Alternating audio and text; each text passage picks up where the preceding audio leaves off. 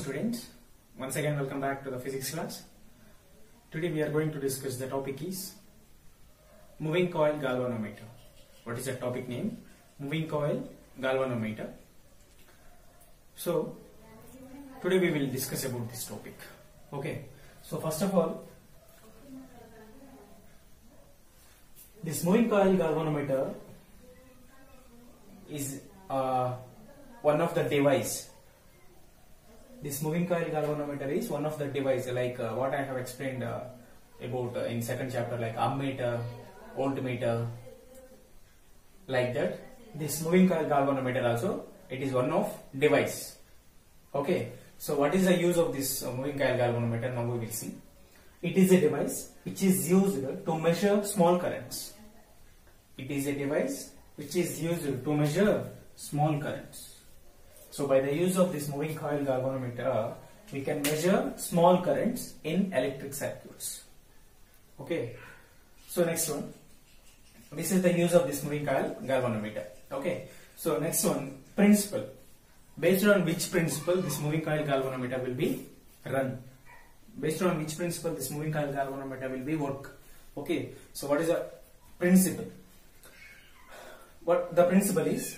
When a current carrying coil is placed in a uniform magnetic field, it will experience a torque.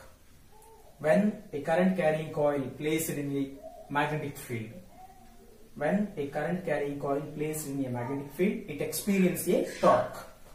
This is the principle. What is our previous class? What I have explained in previous class? Torque acting on the current carrying coil placed in a uniform magnetic field, right? So that is a topic. That topic is the principle of this moving coil galvanometer. Okay, so remember that is important point. Whenever a current carrying coil, whenever a current carrying loop is placed in a magnetic field, it experiences a torque. So based on this principle, this moving coil galvanometer will be works. Okay. Next part is construction of this moving coil galvanometer. What is that? Construction. Okay. What is the structure of this moving coil galvanometer and which parts having this moving coil galvanometer? Now we will discuss. Okay.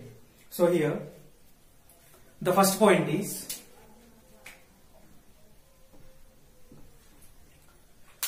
a moving coil galvanometer consists of a rectangular coil PQRS. Moving coil, this is the figure. Moving coil galvanometer consists of a rectangular coil PQRS of thin insulated copper wires. Thin insulated copper wires. These are the thin insulated copper wires. That is the first point. Moving coil galvanometer consists of a rectangular coil PQRS of thin insulated copper wires. Okay. Then second point is this coil having more number of turns. This coil having more number of turns. Coil means we will call this is the coil. But here so many number of turns are there. Okay. So this coil having large number of turns, otherwise more number of turns. Turns means okay. Next one, third one. A cylindrical soft iron core is placed inside of the coil. A cylindrical soft iron core is placed inside of the coil. This is the cylindrical soft iron core. Inside of the coil is placed cylindrical soft iron core. Okay. Now these are the 3 points of the moving coil galvanometer. Next one, fourth point is if a rectangular coil is placed in between the, otherwise the rectangular coil is freely suspended in between the two magnetic poles. The rectangular coil is freely suspended. Freely suspended. It is freely suspended only, no? A rectangular coil, this coil is freely suspended between the two magnetic poles, North Pole and South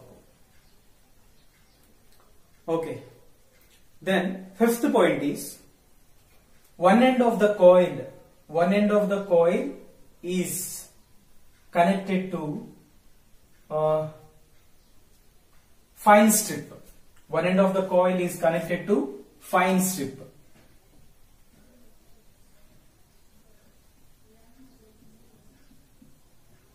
Okay, this is the fine strip. It's nothing but a stand. So one end of the coil is connected to fine strip, and another end of the coil is connected to spring, hair spring. So what is this name? Hair spring.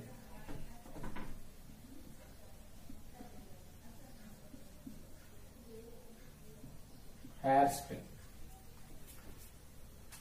Okay. So one end of the coil is connected to fine strip and another end of the coil is connected to hair spring. Okay. And last point is, so fourth point finished, fifth point also finished. Next one, sixth one is the current I is flowing in this coil. The current I is flowing in this coil in opposite direction. The current I is flowing in the coil PQRS. So at what direction the current is flowing? This direction it is flowing. Okay, in this direction. These are the 6 points of this moving coil galvanometer. Will gives the complete construction of this moving coil galvanometer. These 6 points are the explanation about this moving coil galvanometer construction. Okay. So what is that 6 points? First one, I told this PQRS coil is there. This coil is placed in between the two poles, and one end of the coil is connected to fine strip and another one of the coil is connected to hair spring, and middle of the coil one cylinder is there, that is a cylindrical soft iron core. Okay, this is the construction of this moving coil galvanometer. So please remember this diagram, because now I will going to explain the working of this moving coil galvanometer. Now I am going to arrange this diagram. Okay, so just keep it in your mind in this diagram. Next one is working of this moving coil galvanometer. Okay, so first point in the working, let us consider a single turn of the coil. Let us consider a single turn of the coil PQRS. Before I told you now only construction I explained. So in that construction, coil having so many turns, right? In that so many turns, I considered only one coil PQRS. Okay, and the length of the coil is L and the breadth of the coil is B. Let us consider a single turn of the coil. Length of the coil is L and breadth is B. So length means PQ.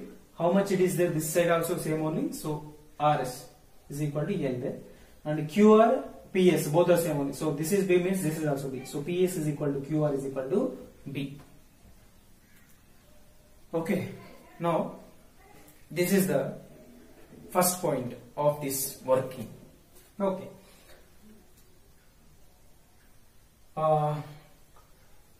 Then current I is passing through this coil. Current I is passing in this coil. I already explained in where I explained that construction. So current I is passing through this coil. So this is the coil. This is the coil. In this coil, some current is flowing. Some current I is flowing. Where this coil is there? Actually, this coil is in between the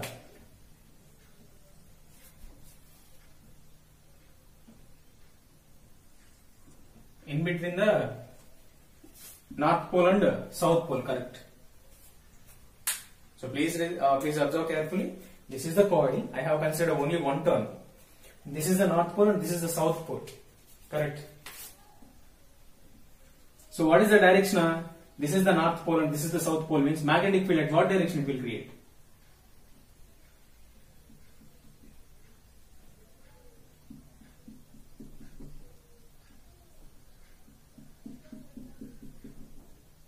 This is the direction of the magnetic field. Okay. Now I am analyzing this.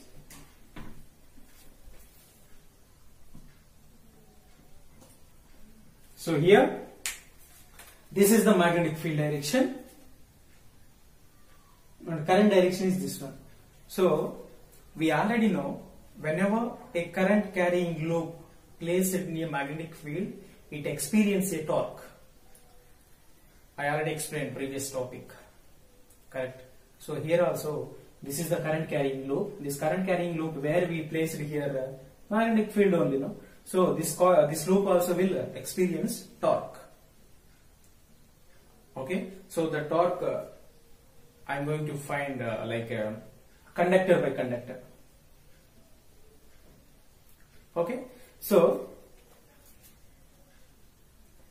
if this second point is, if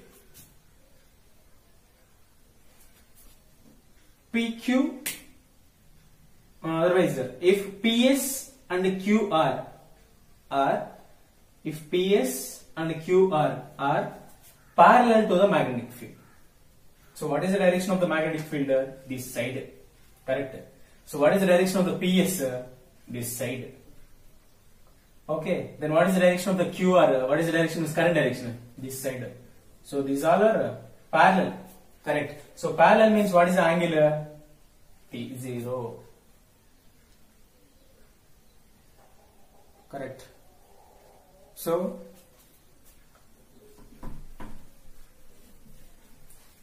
when a current carrying coil, when a current carrying rod, otherwise when a current carrying conductor is placed in a magnetic field, it experiences a force. What force? Lorentz force. What is the expression of that? F is equal to IBL sin theta. I told you already where I explained this topic. Current carrying conductor placed in a magnetic field, it experiences a force. Correct. So which force? Lorentz force. So what is the expression there? F is equal to IBL sin theta. So here also this PS and QR both are placed in the uniform magnetic field. Correct. Magnetic field, but these both are parallel. So here, if PS and QR are parallel,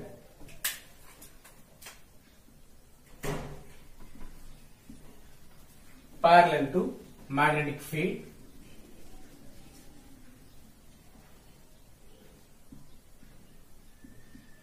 so theta is equal to 0. Okay, so theta is 0.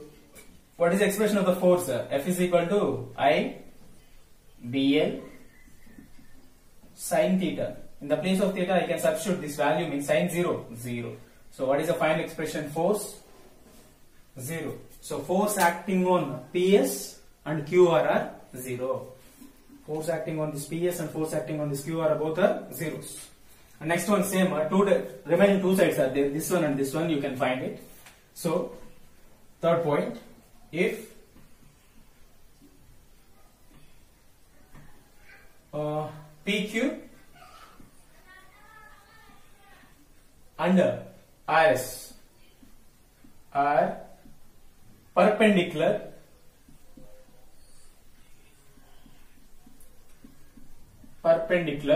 to magnetic field.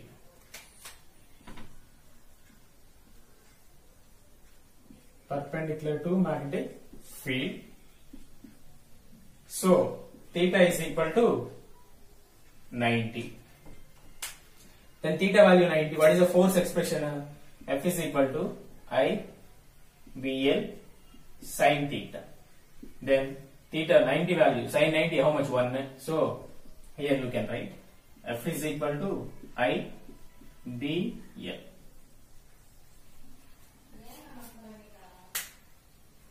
Okay, so here F value is 0 and one force value F value is IBL.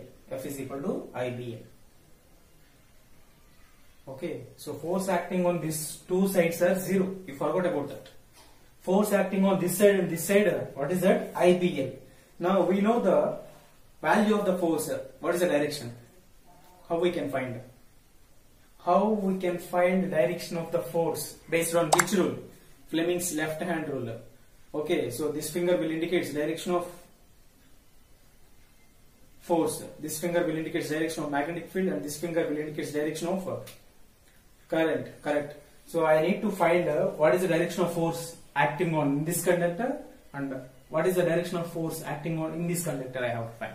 Okay. So what I will do, I will use that left hand rule. So I am taking that left hand.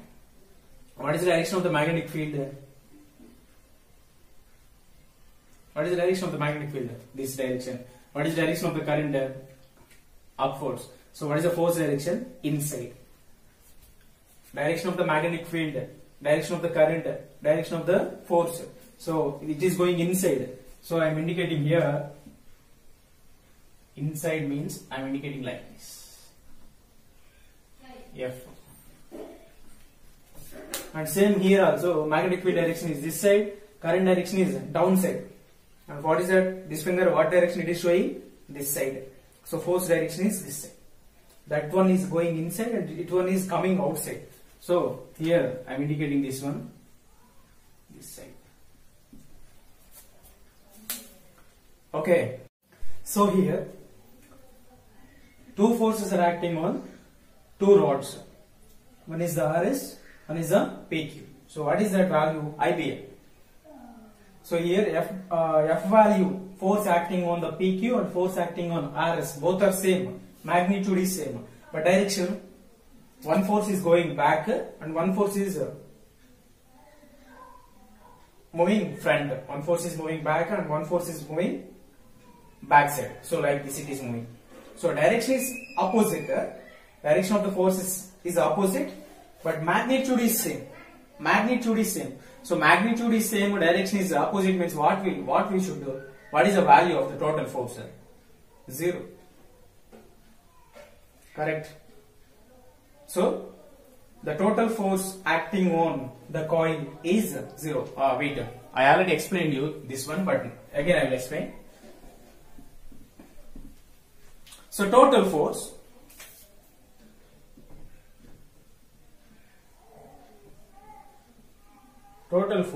F is equal to F PQ plus F QR plus F RS plus F SP. Correct. So what is the total force acting on PQ? PQ and RS IBL. So IBL plus QR 0, RS IBL plus this one 0. But this direction is PQ, correct? PQ. It is forward direction. So plus it is going force acting on RS. It is moving backward. So that is minus. So here what is the direction? Minus. So this one and this one cancel. So what is the total force? 0. Okay. So the total force acting on the loop is 0. The total force acting on the loop is 0. So I already told you, when the total force acting on the loop is 0, the two forces will consider as a couple, and when the couple is acting on the torque loop, that loop will be experienced by torque. I hope more than 2 times I told you about this topic in previous. Okay, so whenever total force acting on the loop is 0, the two forces will consider as a couple, and when the couple is acting on the loop, that loop will be experienced by torque. Okay, so you can write that step. So finally, torque is acting on that loop. So torque is equal to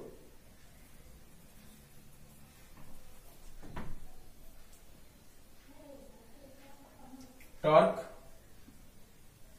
tau is equal to force into perpendicular distance. We know already formula. Perpendicular distance. So here what is the force? F into perpendicular distance means what? Direction of force is, it is moving front.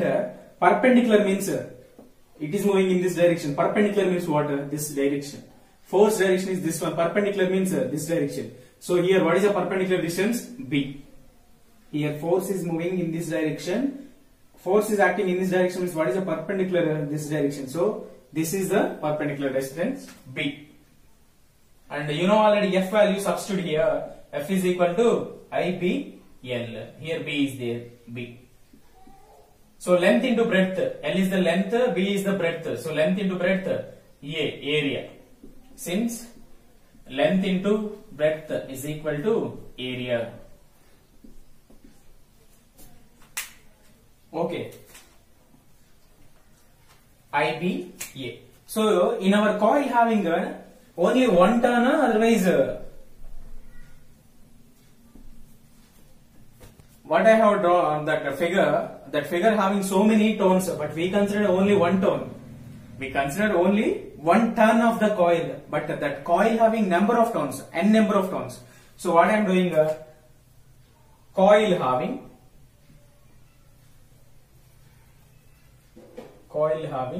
n number of turns, n number of turns. So torque is equal to N I B A. Okay, so this coil having n number of turns. So what I did, tau is equal to, I multiplied with n. So N I B A, n into I B A. So this is the final expression of the torque acting on the coil. Okay.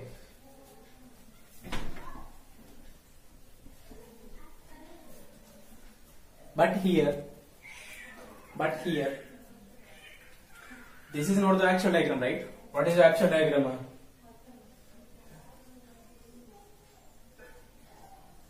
So this is the actual diagram. Correct. So here, one force is acting inside and one force is acting downside. One force is acting inside, one force is acting downside. Please see both the diagrams. Okay. So what will happen? This will be rotated like this. Suppose this is the coil. This is the coil. One force is acting in this direction and one force is acting in this direction, means it will rotate like this, right? This coil will rotate like this. Will rotate like this. But this coil is connected to strip. This coil is connected to strip wire. This coil, it's not freely, it's not separately is there. It is connected with one wire. It is connected to strip with one wire. So what will happen whenever this coil is rotated like this, one particular time automatically it will rotate. It will like twist, it will give twist. That means it will shake like this. How I will explain? Suppose in the +1 class I already explained you, where I explained the springs concept. Suppose this is the one mass.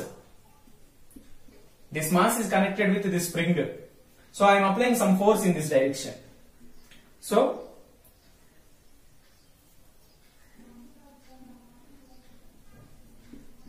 I am applying some force in this direction. So this spring is extended from here to here. Okay. I applied some force in this direction.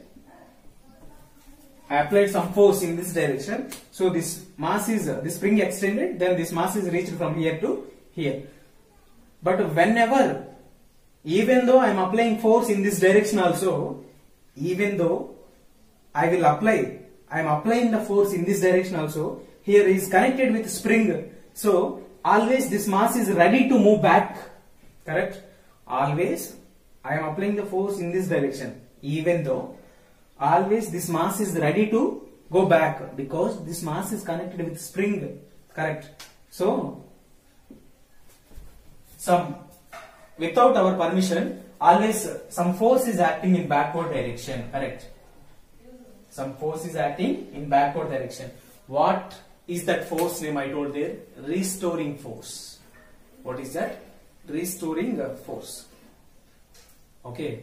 So here in our concept also, whenever this coil is rotated like this, whenever this coil is rotating like this coil is connected to one electric wire. So one wire.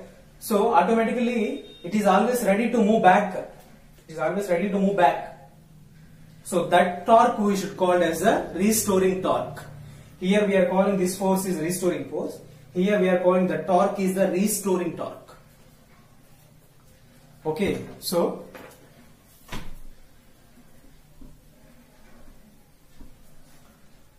restoring torque.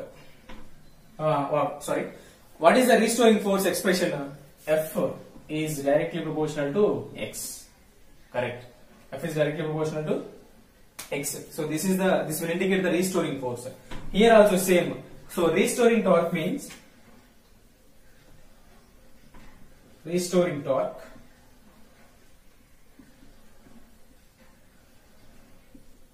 tau is directly proportional to theta. Here F is directly proportional to X means F is the force, X means displacement. X means what? Displacement. Here tau means torque, theta means angular displacement. Angular displacement or projection. Okay, remember here F means force, X means displacement, torque means tau means torque, theta means angular displacement. Okay, so now I am removing this proportionality constant. So in the place of proportionality constant I am substituting equal. So whenever I am using instead of this proportionality constant equal, we have to take constant. So here I am taking constant K. So give this equation is 1 and give here equation is 2. From equation 1 and 2, from 1 and 2, LHS are equal. Correct. So you can equate RHS. So K theta is equal to, from 1 and 2,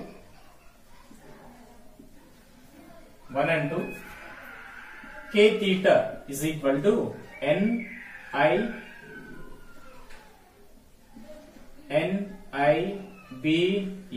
So here keep I in this side, send these three values in this side. So I is equal to K by NBA. Here theta is there, theta. So this is the value of current. So actually what is our aim? What is the use of this moving coil galvanometer? We have to find small currents, correct? So finally what we got? I value. I means current only, no? So I is equal to K by NBA into theta. I is equal to K by NBA into theta. Now here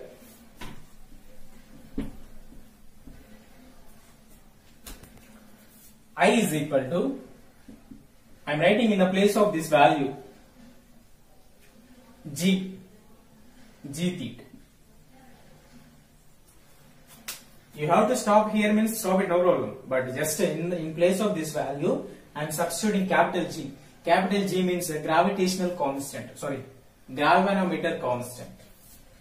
So what is that? Capital G, galvanometer constant. Galvanometer constant. Or one more name also there, current reduction factor. Current reduction factor.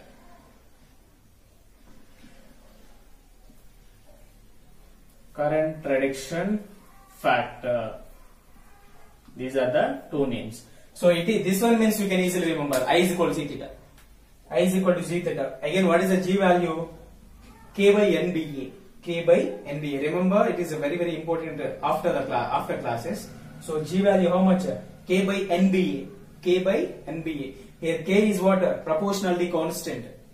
Correct. K is the proportionality constant. N is the number of turns. B is the magnetic field. A is the area. Okay. So here I is equal to G theta. This is the complete explanation about moving coil galvanometer. I hope you understood the class. If you have any doubts after watching the video, please ask. Thank you.